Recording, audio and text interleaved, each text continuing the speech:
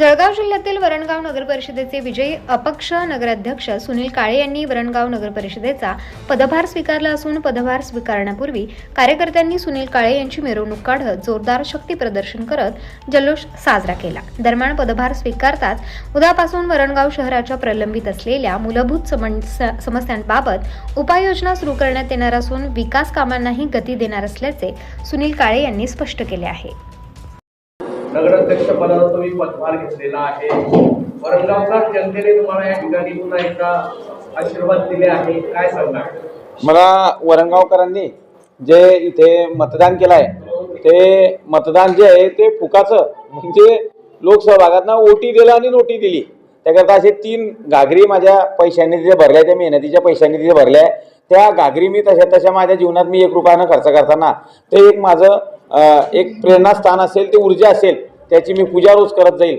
आणि अशा प्रकारचं त्यांनी एक महाराष्ट्रामध्ये नव्हे तर या हिंदुस्थानामध्ये अशा प्रकारची लोकसहभागातनं फुकटचं मतदान त्या माध्यमातून इथे दिलं आणि मला लोकनियुक्त नगराध्यक्ष वरणगावकरांनी केलं। त्यांचे मी उपकार या जीवनात तरी विसरू शकणार नाही आहे, कारण की या युगात पैशाशिवाय काही होत नाही। मात्र वरणगावकरांनी मला जे फुकटचं मतदान इथे केलं आणि फुकटचा नगराध्यक्ष त्या माध्यमातून याच्यामध्ये केला।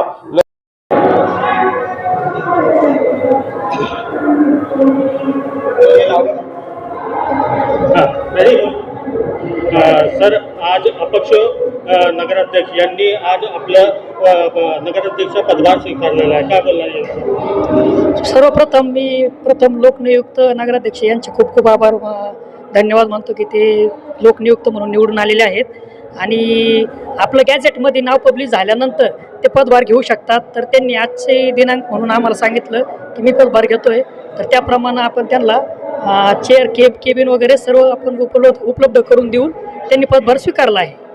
आता गेले 3-3.5 वर्षापासून प्रशासकीय इथे राज चालू होता, आता ते नवीन नगराध्यक्ष निवडून आलेले आहे, तर आता विकास कामे वरणगावाचे नेमके कोणकोणते विकास कामांना प्राधान्य देते? आता आपलं प्रशासकीय राज होता तरी आपले विकास कामं होत होती।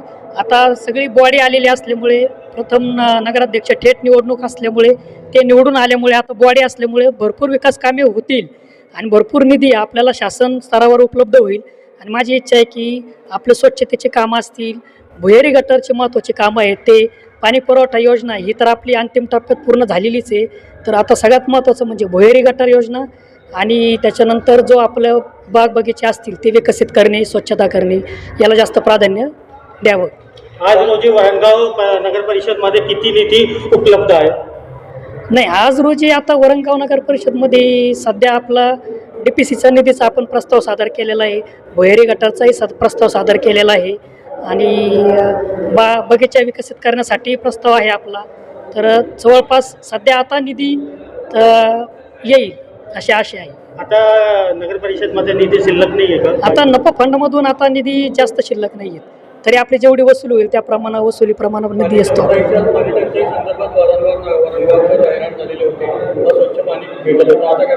नाही, अस्वच्छ पाणी तर भेटतच नव्हतं, पूर्वी नव्हतं भेटत आणि आताही नाही।